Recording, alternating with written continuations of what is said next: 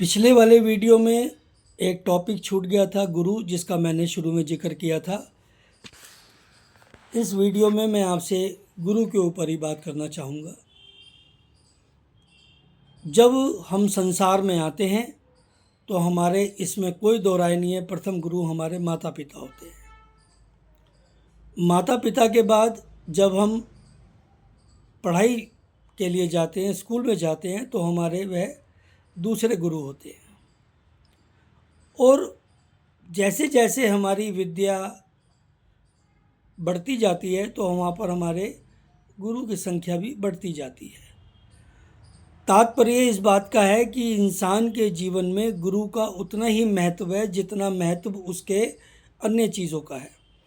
कभी आप किसी कार्य क्षेत्र में जाते हैं तो वहाँ सीखने के लिए गुरु चाहिए। जब आप पढ़ते हैं तो पढ़ने के लिए गुरु चाहिए।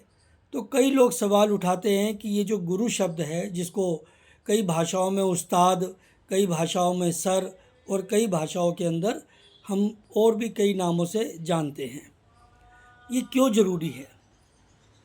आप किताबें पढ़ कर के ज्ञान ले सकते हैं, किंतु उसके पीछे की जो सोच है, उसके पीछे का जो ज्ञान है, वह गुरु के माध्यम से ही होता है। और गुरु हमेशा वह होता है जिसके पास अपना निजी एक तजुर्बा होता है, जो उस कार्य के बारे में अच्छी तरह जानता है।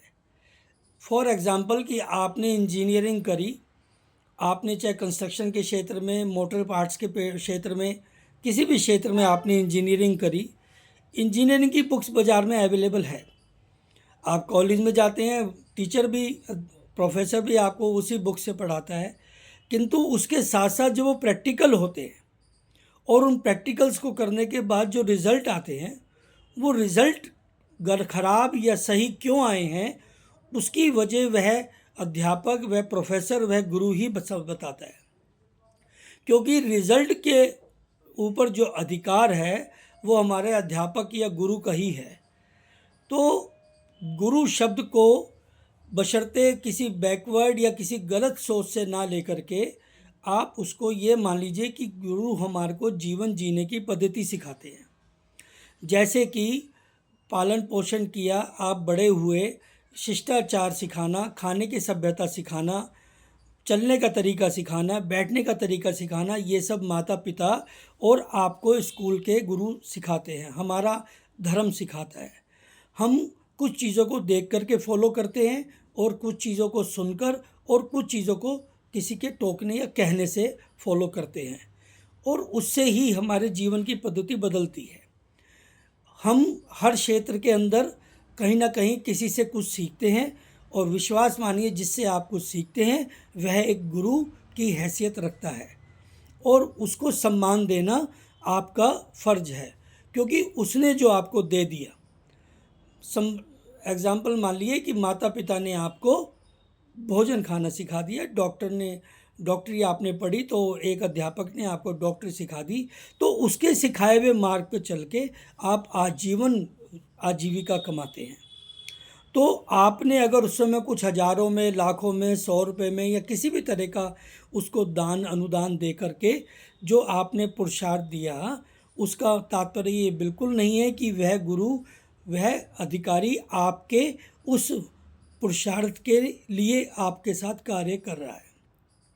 क्योंकि जो उसे पुरुषार्थ मिलना है वह पुरुषार्थ सफिशेंट नहीं है, पूरा नहीं है एक व्यक्ति के लिए। क्योंकि आप सोचिए कि एक डॉक्टर अपने जीवन में कितना पैसा कमाता है, एक इंजीनियर अपने जीवन में कितना पैसा कमाता है, एक दुकानदार अपने जीवन में कितना पैसा कमाता है।